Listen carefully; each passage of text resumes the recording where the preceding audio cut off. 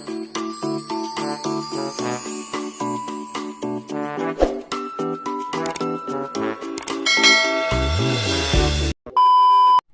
morning everyone.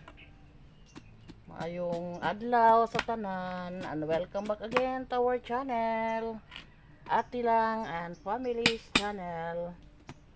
So ayun guys, nandito ako sa likuran ng namin, kusina namin ngayon. Kasi mag-utan or magulay kami ng langka. Kahingi kami ng isang bunga sa aming kapitbahay guys. Gihandom na po may utang langka guys. So yan, naisipan namin na magulay tayo ngayon ng langka kasi medyo matagal-tagal lang hindi tayo gulay ng langka. So mabuting quality ito nga langka guys kasi puti. Yung ibang langka ay medyo may pagka brown, hindi ito mabuti gulayin kasi mabuto, maliso. So mas buti yung daming ang tawag diyan suoy. Yan. Si Donnie naghatod ni Ate lang, so nagbili ng lubi doon. Yan yung ginawa ko guys. Puti. Binilatan ko muna. Walang ulam guys.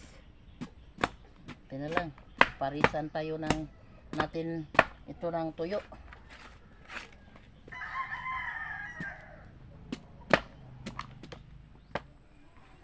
Ay, medyo may pagkahinog na itong langka. Masarap na ito gugulayin guys kasi matamis-tamis na. Sabi ni Donnie, baka hinog na yung langka na hiningi namin. Sige na lang, gugulayan lang natin ito kasi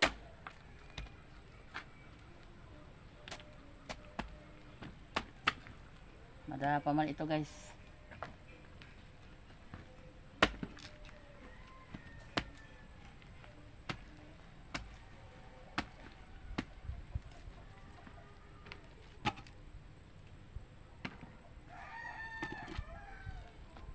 Umuulan na naman.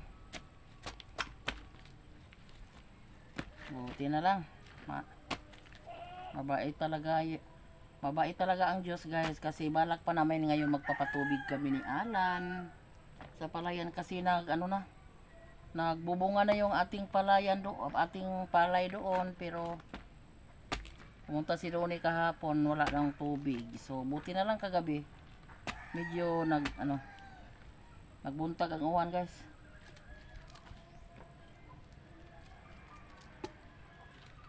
Paunti-unti ay yung ulan uminto and then bagsak naman. Pero sige na lang, buti na lang nakatubig sa ating palayan. Save yung ating humay guys sa pagbubunga. Hindi tayo makagasto sa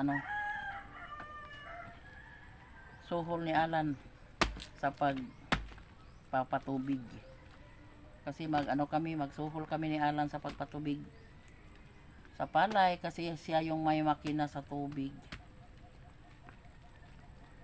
Wala tayong makina, si Alan may makina, so doon kami mag-alok sa kanya ng magpapatubig sa palayan kapag walang tubig at saka mag-mower sa mga pilapil kapag madumi na yung ating palayan. So si Alan yung suhulan ni Donnie sa pag mower at saka pagpapatubig. Ay naku, konti na lang mabangong hinog na. Pero sige na lang, gugulayin natin kasi nabuak na guys ba.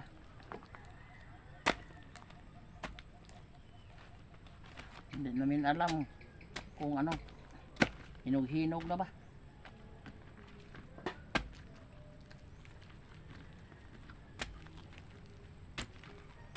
Medyo matamis-tamis na ito kapag maluto na.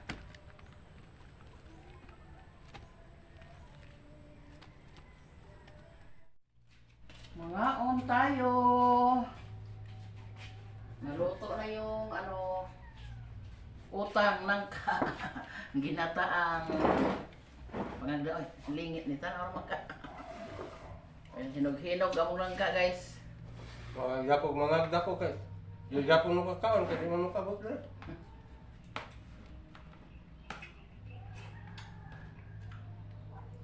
Kain tayo. Hapit na ako Kinamay. mga usa ka tupperware nga bahaw na gayo. Ano? Tirang kanin lang yung aming kinain guys kasi daming sinaing si Ate lang kanina. Hindi kami nagsaing ng bago para tipid-tipid naman tayo sa bugas. Bago pa nagbunga yung ating palay doon. So kasya lang namin ito guys. Kasi kami lang ni tatlo ni yung si hindi pa kumain. Iwan ko doon sa kapatid ko siguro nagpa-wifi. At saka yung ating tuyo. Masarap Paris yung ginataan at saka sinugbang buwad guys. Inihaw na tuyo. Ubos yung isang tupperware na kanin. Ni Donel. Kasi gutom, naglinis ng ating tambo. Wala ko yung tarong pamahaw ganiha guys. Itlog lang ang tudaan ko. Hindi daw siya nabubusog sa aming agahan kanina kasi itlog lang. Itlog lang yung ulam namin kanina. Hindi si Donnie hindi sa ganahan guys, itlog. Sardinas, hindi siya kasi kabuhion. Kami lang yung kakain ng sardinas at itlog. Kasi kabuhion, liwat ni mamaluring.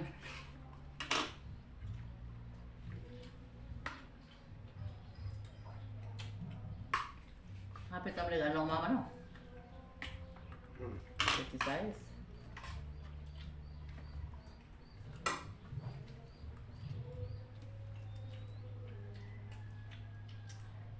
Malapit-lapit na din yung kaarawan ni Lola, Mama Loren.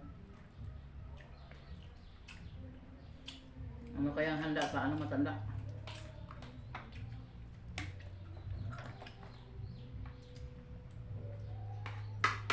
Buti pag may handa guys kasi magpunta na naman kami doon. Punta na naman kami doon. Makisalo-salo kami sa arawan ni na ka? Nabusog na ka?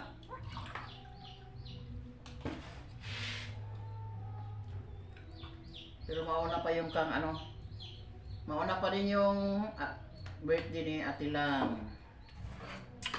Yung ba ito ganiha, ma? Mag-unsa rin akong birthday na po. Sabi ni Ate Lang kanina, ang tanong siya sa amin, daw siya sa birthday niya. Wala lang. Pansit ang tayo ng 2 kilo. Mas papa mo? Yes.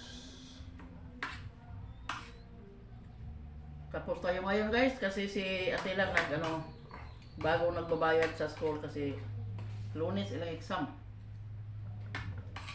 Yung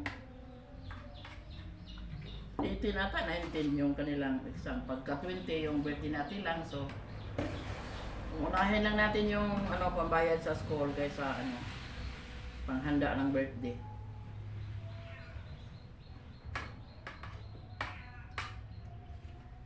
Malungkot yung mukha natin lang kanina pag sabi namin na wala tayong handa.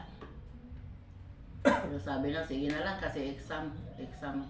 Siguro lang ko exam guys. Lang namin yung bayad sa eskwelahan. Kasi 4,000 yung bayad sa school every exam ni Ate Lang.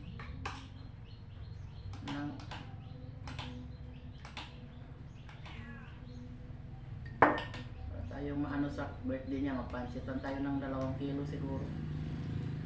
kasabay din sila mag ano, yung kanilang kaarawan ay mauuna yung kang ano, kang bibi 19 at saka kang ate lang is 20. So sabay lang daw kami sa handa nila Lola Loring. Kasi nakaano ko, mayroon daw ano mayroon daw nihanda na baboy si Lola Loring. Doon na lang kami mag ano, doon na lang kami mag tipon-tipon sa pag-celebrate ng birthday. Kasi magkaano lang sila, magkabuwan lang sila ng birthday. Sabi ko ni ate lang, doon lang tayo mag ano, doon lang tayo sa Lola. Kasi si Lola may ano, may handa na baboy ata yung handa ni Lola. Payag naman din si ate lang. Kasi bago kami nag ano, bayad sa school. Ang importante guys ay magpapasalamat tayo sa Panginoon na binigyan niya tayo ng malakas na katawan at marami pang ano, taon na maabot sa atin. Ang good health lang tayo palagi. Mananalig lang tayo sa Panginoon palagi. Hingi lang tayo sa Diyos na walang mga problema, mabigat na problema, at saka yung malakas yung ating pamatawan, lalo na sa mga mahal natin sa buhay, sa mga friend ko dyan, sana malakas yung mga katawan natin.